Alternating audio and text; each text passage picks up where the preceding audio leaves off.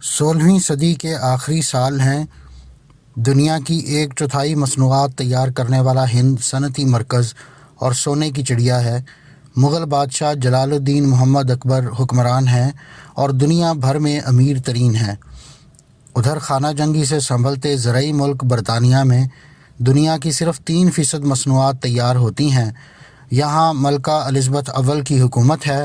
Europe کی بڑی طاقتیں پرتگال اور اسپین تجارت میں برطانیہ کو پیچھے چھوڑ چکی ہیں۔ تاجروں کے روپ میں برطانوی قزاق ان کے تجارتی جہازوں کو لوٹنے پر اکتفا کرتے ہیں۔ مہم جو برطانوی تاجر رالف فچ بحر ہند، میسوپوٹیمیا، خلیج فارس اور جنوب مشرقی ایشیا میں تجارتی سفر کرتے ہوئے ہند کی خوشحالی کی خبر دے چکے ہیں۔ ان کا یہ سفر اتنا طویل ہے کہ برطانیہ واپسی سے پہلے انہیں مردہ تصور کر کے ان کی وصیت پر بھی عمل کیا جا چکا ہے۔ مشرق سے مسالہ جات کے حصول کے لیے کمپنی 2 ناکام کوششیں کر چکی ہے۔ فچ کی معلومات ایک اور مہم جو سر جیمز لینکاسٹر سمیت 200 سے زائد برطانیہ کے بااثر اور تاجر پیشہ افراد کو نیا راستہ سجھاتی ہیں۔ وہ 31 دسمبر 1600 کو ملکہ سے ایک نئی کمپنی کے تحت مشرقی ایشیا میں تجارت پر اجارہ حاصل کرتے ہیں۔ نام تو اس کمپنی کے بہت ہیں مگر معروف ایسٹ انڈیا کمپنی کے طور پر ہوتی ہے۔ ابتدائی برسوں میں دیگر علاقوں میں سفر کے بعد اگست 1608 میں کیپٹن ولیم ہاکنز نے اپنے جہاز ہیکٹر کا لنگر ہند کی بندرگاہ سورت، جو موجودہ انڈین ریاست گجرات کا حصہ ہے، پر ڈال کر یہاں ایسٹ انڈیا کمپنی کی آمد کا اعلان کیا۔ بحر ہند میں برطانیہ کے تجارتی حریف ولندیزی اور پرتگیز پہلے ہی موجود تھے۔ تب کسی کو اندازہ بھی نہیں ہوگا کہ اس کمپنی کو اپنے ملک سے 20 گنا بڑے دنیا کے امیر ترین ملک اور اس کی تقریباً 1/4 آبادی پر براہ راست راج کرنا ہے۔ تب تک بادشاہ اکبر کی وفات ہو چکی تھی۔ سرمایے میں اس زمانے میں صرف چین کا خاندان منگ ہی بادشاہ اکبر کی ہمسری کر سکتا تھا۔ خافی خان نظام الملک کے مطابق اکبر نے اپنے ترکہ میں 5000 ہاتھی، 12000 گھوڑے، 1000 چیتے، 10 کروڑ روپے، بڑی اشرفیوں میں 100 تولہ سے 500 تولہ تک کی 1000 اشرفیاں، 272 من غیر مسکوک سونا، 370 من چاندی، 1 من جواہرات جس کی قیمت 3 کروڑ روپے تھی چھوڑا تھا۔ اکبر کے بیٹے سلیم نور الدین جہانگیر کے لقب سے تخت نشین ہو چکے تھے۔ حکمرانی میں اصلاحات کرتے ہوئے کان، ناک اور ہاتھ وغیرہ کاٹنے کی سزائیں منسوخ، شراب اور دیگر نشہ آور اشیاء کا استعمال اور خاص دنوں میں جانوروں کا ذبیحہ حکماً بند اور کئی ناجائز محصولات ہٹا چکے تھے۔ سڑکیں، کنویں اور سرائے تعمیر ہو رہے تھے۔ وراثت کے قوانین پر سختی سے عمل اور ہر شہر میں سرکاری شفا خانے میں مفت علاج کا حکم تھا۔ فریادیوں کی داد رسی کے لیے محل کی دیوار سے زنجیر عدل لٹکا رکھی تھی۔ عالمی شہرت یافتہ مورخ ولیم ڈلرمپل کے مطابق جلد ہی ہاکنز کو ادراک ہو گیا کہ مغلوں کی 40 لاکھ فوج ہوتے ہوئے ویسی جنگ و جدل کی گنجائش نہیں جیسی اس وقت یورپ میں روا تھی، سو یہاں ضرورت تھی اشتراک کی، مغل بادشاہ کی اجازت کی۔ ہاکنز افغان معزز شخص کے روپ میں مغل دارالحکومت آگرہ پہنچے۔ تجارت کے لیے جہانگیر کی رضا حاصل کرنے میں نیم خواندہ ہاکنز ناکام رہے۔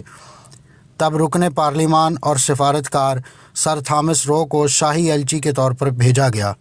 رو 1615 میں مغل دارالحکومت آگرہ پہنچے۔ بادشاہ کو شکاری کتوں اور ان کی پسندیدہ شراب سمیت بیش قیمت تحائف پیش کیے۔ جہانگیر کے لیے برطانیہ کے ساتھ تعلقات ترجیح نہیں تھے۔ رو کے مطابق جب بھی بات ہوتی بادشاہ تجارت کی بجائے اسے گھوڑوں، فن پاروں اور شراب کی جانب لے جاتے۔ بمشکل تمام 3 سال کی ترغیب کے بعد ہی رو کامیاب ٹھہرے۔ جہانگیر نے ایسٹ انڈیا کمپنی کے ساتھ ایک تجارتی معاہدہ کیا۔ اس معاہدے کے تحت کمپنی اور برطانیہ کے تمام تاجروں کو برِ صغیر کی ہر بندرگاہ اور خرید و فروخت کے لیے ہر مقام استعمال کرنے کی اجازت دی گئی۔ بدلے میں یورپی مصنوعات ہند کو دینے کا وعدہ کیا گیا، مگر تب وہاں بنتا ہی کیا تھا؟ طے پایا کہ کمپنی کے جہاز محل کے لیے جو بھی نوادرات اور تحفے لائیں گے انہیں خوشی سے قبول کیا جائے گا۔ کمپنی کے تاجر مغلوں کی خوشنودی سے ہند سے سوت، نیل، پوٹاشیم نائٹریٹ اور چائے خریدتے، بیرون ممالک مہنگے داموں فروخت کرتے اور خوب منافع کماتے۔ کمپنی کی سرمایہ داری کی بنیاد مرکنٹائل سرمایہ داری پر تھی۔ کمپنی جو چیز خریدتی معاوضہ چاندی کی صورت میں ادا کرتی، جو وہ 1621 سے 1843 تک غلاموں کو جزائر، اسپین اور امریکہ میں بیچ کر حاصل کرتی رہی۔ 1670 میں برطانوی بادشاہ چارلس دوم نے ایسٹ انڈیا کمپنی کو بیرون ملک جنگ کر کے 9 آبادیاں قائم کرنے کی اجازت دے دی۔ برطانوی اسلحہ سے لیس کمپنی کی فوج نے سب سے پہلے ہندوستان میں پرتگالی، ولندیزی اور فرانسیسی حریفوں سے مقابلہ کیا اور بیشتر جنگوں میں فتح یاب رہی۔ رفتہ رفتہ اس نے بنگال کے ساحلی علاقوں پر قدم جما لیے، مگر 17ویں صدی میں صرف ایک بار مغلوں سے نبرد آزما ہوئے۔ سن 1681 میں کمپنی کے ڈائریکٹر سر چائلڈ سے ان کے اہلکاروں نے شکایت کی کہ بنگال میں مغل بادشاہ اورنگزیب عالمگیر کے بھانجے نواب شائستہ خان کے اہلکار ٹیکس اور دیگر معاملات میں انہیں تنگ کرتے ہیں۔ چائلڈ نے اپنے بادشاہ کو فوجی مدد کے خط لکھا۔ چنانچہ 1686 میں لندن سے ایک بڑا بحری بیڑا بنگال کی طرف روانہ ہوا، جس میں 19 جنگی جہاز، 200 توپیں اور 600 فوجی سوار تھے۔ ادھر مغل بادشاہ کی فوج بھی تیار تھی، لہٰذا جنگ میں مغل فاتح رہے۔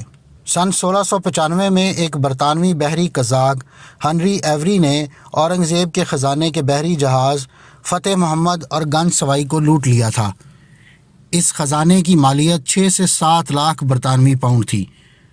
تاریخ دان ولیم ڈیل رمپل کا کہنا ہے کہ برطانوی فوجیوں کو مغل فوج نے مکھیوں کی طرح مارا اور اس کے بعد کمپنی کی بنگال میں 5 فیکٹریوں کو تہس نہس کر کے سب انگریزوں کو بنگال سے نکال باہر کیا۔ سورت کی فیکٹری بند کر دی گئی، جبکہ بمبئی کو بلاک کر دیا گیا۔ کمپنی کے ملازمین کو زنجیروں سے باندھ کر شہروں میں گھمایا گیا اور ان کو چوروں اور قاتلوں کی طرح شدید حد تک کا نشانہ بنایا گیا۔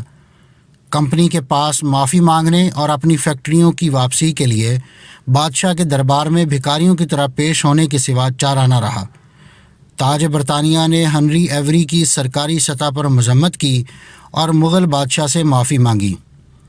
اورنگزیب عالمگیر نے 1690 میں کمپنی کو معاف کر دیا۔ 17ویں صدی کے اواخر میں ایسٹ انڈیا کمپنی چین سے سلک اور چینی کے برتن خریدتی تھی۔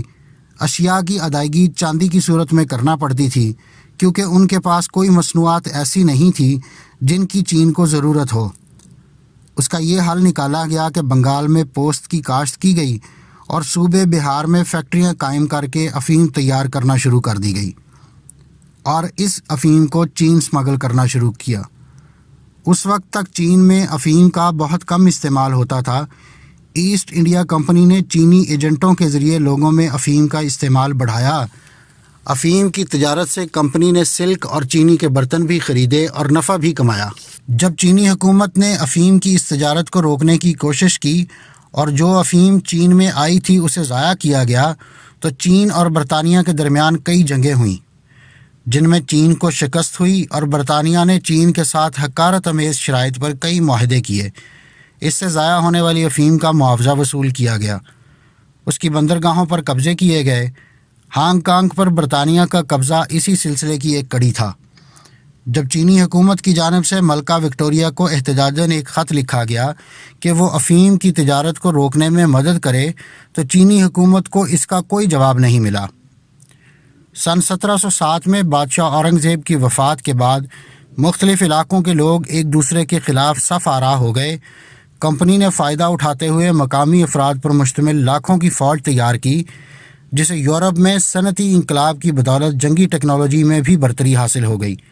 یہ چھوٹی مگر مؤثر فوج مغلوں، مرہٹوں، سکھوں اور مقامی نوابوں کی پرانی ٹیکنالوجی سے مسلح بڑی فوجوں کو ایک ایک کر کے شکست دیتی گئی۔